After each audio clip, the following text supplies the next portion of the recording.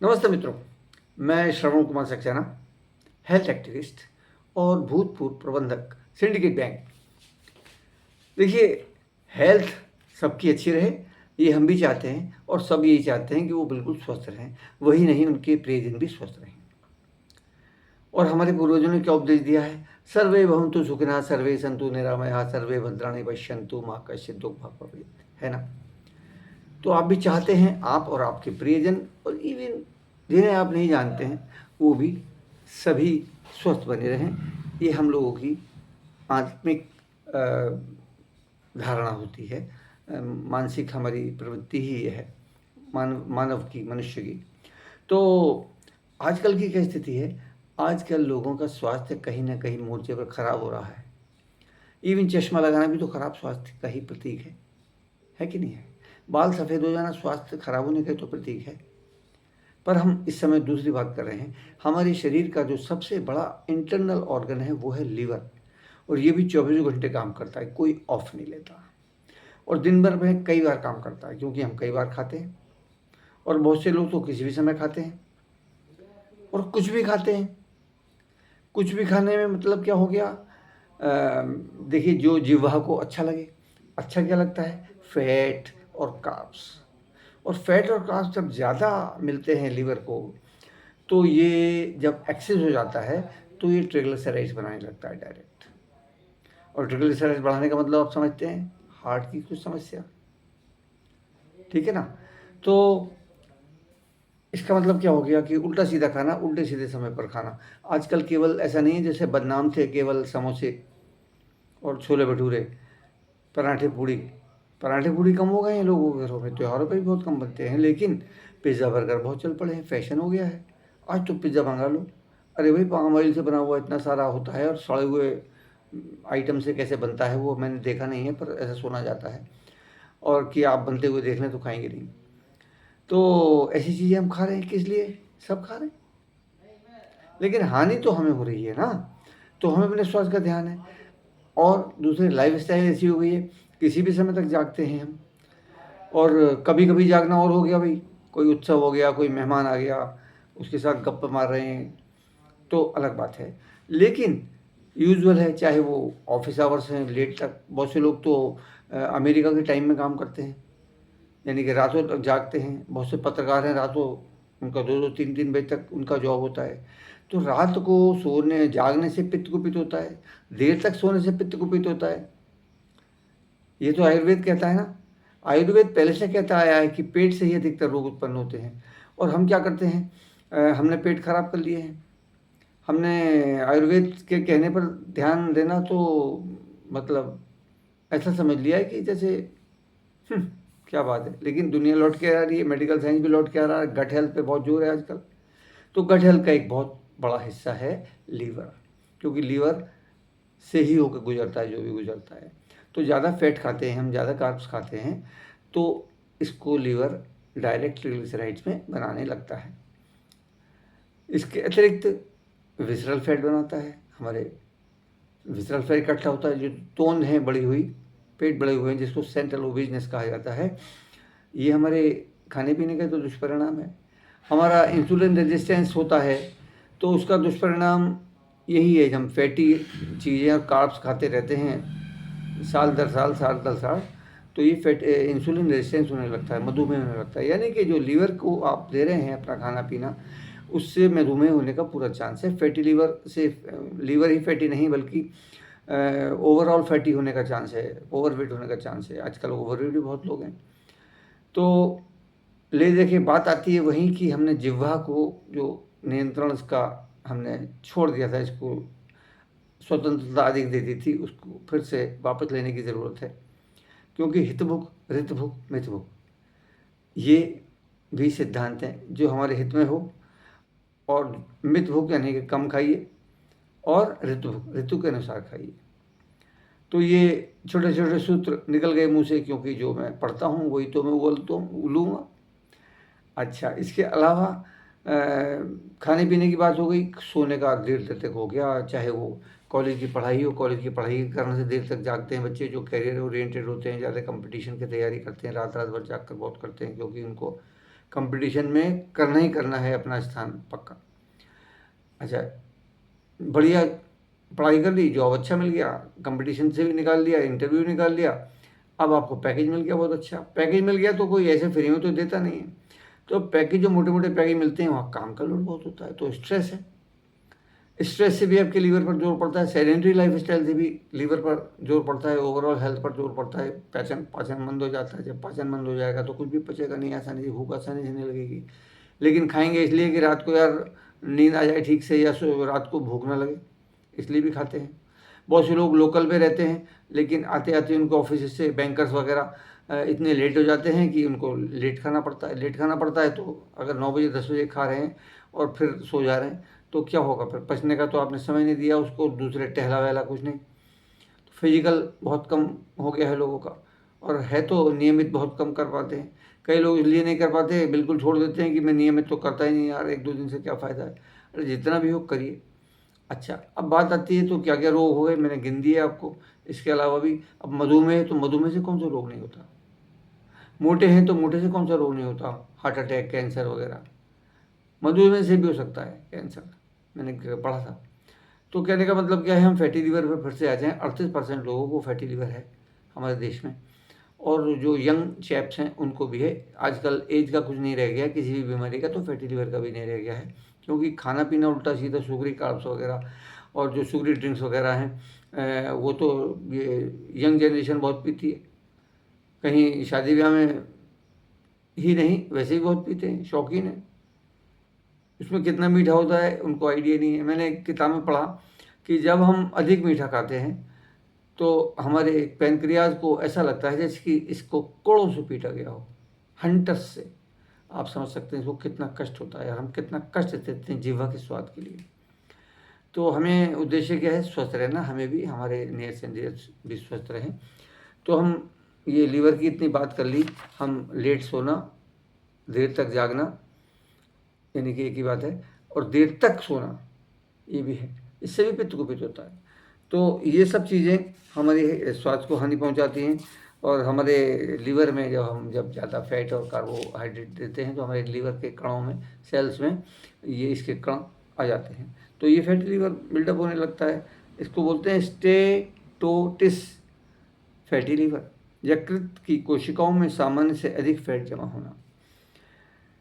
तो ये non alcoholic है, और इसमें अधिकतर मोटापा, मधुमेह, इंसुलिन प्रतिरोध, उच्च ट्रिग्लिसराइड्स एंड मेटाबॉलिक सिंड्रोम हो सकता है।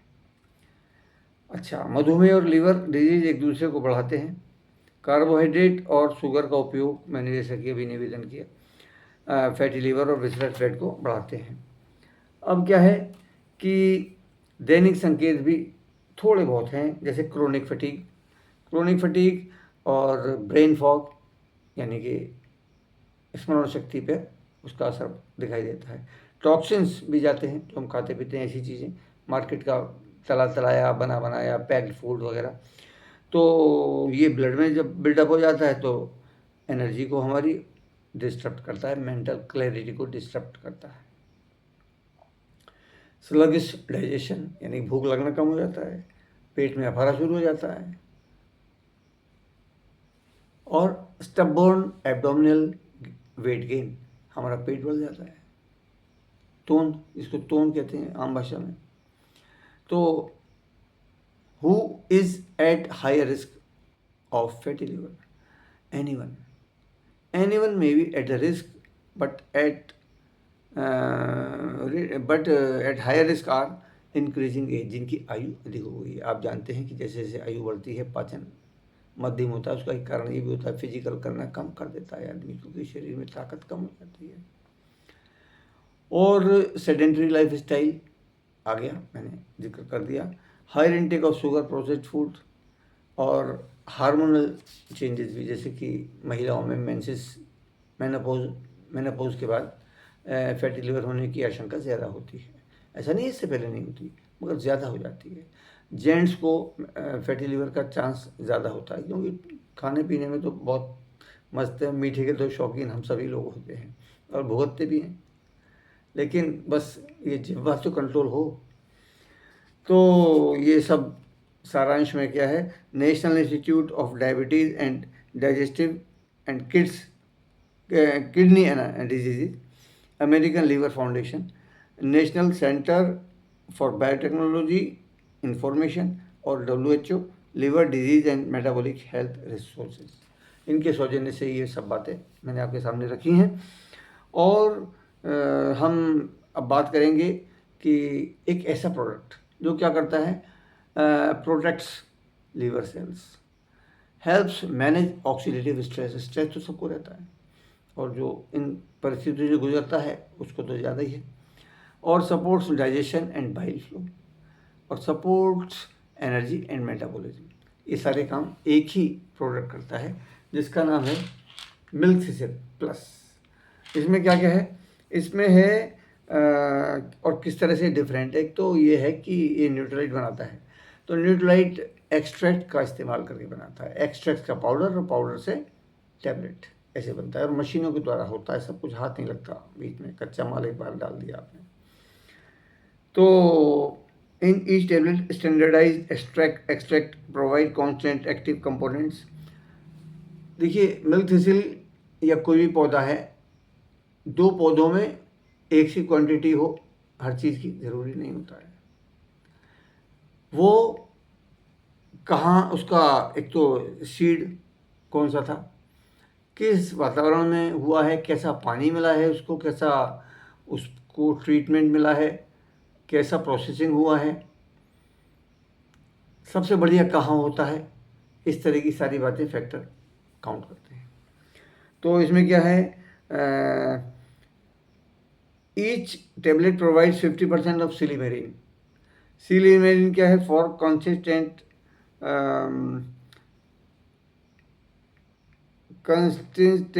कंसिस्टेंट लाभ, बेनिफिट समझ लो, मतलब कंसिस्टेंट का मतलब आपके हर टैबलेट में मिलेगी वो, ऐसा नहीं किसी टैबलेट में कम ज़्यादा हो गई। और 167 mg मिल्क थिसिल है, इसमें सिलीमेरिन भी है और इसमें सिलीबिन भी है। ये लीवर प्रोटेक्शन के लिए बड़ा शक्तिशाली एंटीऑक्सीडेंट है और जो मिल्क थिसिल से ही लिया गया ये भी, और सिलीमेरिन है ये भी हमारे लीवर के लिए बहुत अच्छा है। प्लस सिलीमेरिन एंटी कैंसर होता है, तो कैंसर से प्रोटेक्ट करता है। इसके अतिरिक्त टर्मरिक एक्सट्रैक्ट है, कर्क्यूमिनोइड्स है 85%, जो 50 mg है। और ये क्या है, एक तो 2 से 5% ही कर्क्यूमिन होता है एक पौधे में, और किलो में होती है, जो कुछ कुल हल्दी होती है 1.5-2 किलो होती है, उसमें 2% से 5% तक कर्क्यूमिन होता है। उसमें से भी कर्क्यूमिनोइड्स बना के निकाल के उसके पाउडर से, एक्सट्रैक्ट से, पाउडर आदि उस प्रोसेस से। और क्या है, विटामिन सी है एसेरोला चेरी से, ये भी 20 mg है। और dandelion root extract helps support for fat digestion, digestive balance, supports metabolic health. तो ये 50 mg है इसका एक्सट्रैक्ट। और बी विटामिन है, convert food into energy and metabolism of carbs, fat and protein. तो ये सब चीज़ें हैं और इससे ओवरऑल हमें बहुत लाभ मिलता है। इसको कब लेना चाहिए, इसको लेना चाहिए एक एक टैबलेट भोजन के साथ सुबह शाम, और जब तक ठीक ना हो। बाकी तो हमारा खाना पीना भी संतुलित होना चाहिए, सुपाच्य होना चाहिए। ऐसे भी नहीं कि एक्सीलरेटर भी दे रहे हैं, ब्रेक भी लगा रहे हैं, यानी कि उल्टा सीधा भी खा रहे हैं कि भाई अब तो मैं वो खा रहा हूँ न्यूट्रलाइट का, ऐसे नहीं। 100 परहेज और एक इलाज और 100 परहेज, 100 इलाज और एक परहेज बराबर होता है। तो ये हो गया। इसके अतिरिक्त ये हमारे शरीर के रक्त की शुद्धि भी करता है, इन्फ्लेमेशन दूर करता है। ये इसके अतिरिक्त हमारे पैनक्रियाज को एक्टिवेट करता है, एंटी डायबिटिक भी है ये। हमारे गॉल ब्लैडर की सफाई करता है, शुद्धि करता है, और हमारे किडनीज की शुद्धि करता है, हमारे यूरिनरी सिस्टम की शुद्धि करता है। तो इसको लेते रहने से जो आपका यूरिक एसिड वगैरह की समस्या है, इससे भी आप बचे रहते हैं। और एसिडिटी वगैरह तो सब, जब आपका लीवर सही होगा और बाकी पाचन तंत्र बढ़िया होगा तो अपने आप मतलब पेट ठीक रहेगा। तो और वैसे अगर आप हर दिन नहीं ले सकते हैं, अगर फैटी लीवर आपका ठीक हो गया तब भी आप स्वस्थ हैं, तब भी 3 महीने में एक बार यानी कि साल में 4 पैक तो इसके कंज्यूम कर लेने चाहिए। क्योंकि सप्लीमेंट हैं जो, वो इसलिए होते हैं कि आपको दवाई की ज़रूरत ना पड़े। आप सप्लीमेंट और दवाई में आकाश पाताल का अंतर होता है। सप्लीमेंट तो आपको प्रोटेक्ट करते हैं, दवाई आपको तब बचाती है जब आप बीमार हो जाते हैं, लेकिन दवाइयों को भी साइड इफ़ेक्ट होते हैं। तो ऐसी चीज़ें क्यों यूज़ की जाएँ जो आपको दवाई खानी पड़े और फिर दवाई के साइड इफ़ेक्ट झेलने पड़ें, है कि नहीं है? तो और आंतों को भी एक्टिवेट करता है ये। इतने सारे लाभ हैं और इंटरनल ओवरहॉलिंग मानता हूँ मैं तो, इतने सारे लाभ मिलना, रक्त की शुद्धि भी, रक्त की वृद्धि भी, हड्डियों को भी इनडायरेक्टली लाभ पहुंचाता है। तो बहुत ही लाभकर प्रोडक्ट है मिल्क थिसिल न्यूट्रालाइट का, और इसको अवश्य लीजिए, आज ही ऑर्डर कीजिए। और कोई भी आपको हेल्थ से संबंधित कुछ सुझाव चाहिए तो जो मेरी नॉलेज है, हम कहाँ से लेते हैं, ट्रेनिंग से लेते हैं, हम डॉक्टर्स की बुक्स में से लेते हैं, बहुत अच्छी अच्छी बुक्स हैं, उनको पढ़ते हैं, ऑथेंटिक ही चीज़ आपको बताते हैं। All the best, you can do it. हम मतलब अपने स्वास्थ्य को आप अच्छा रख सकते हैं। नमस्ते।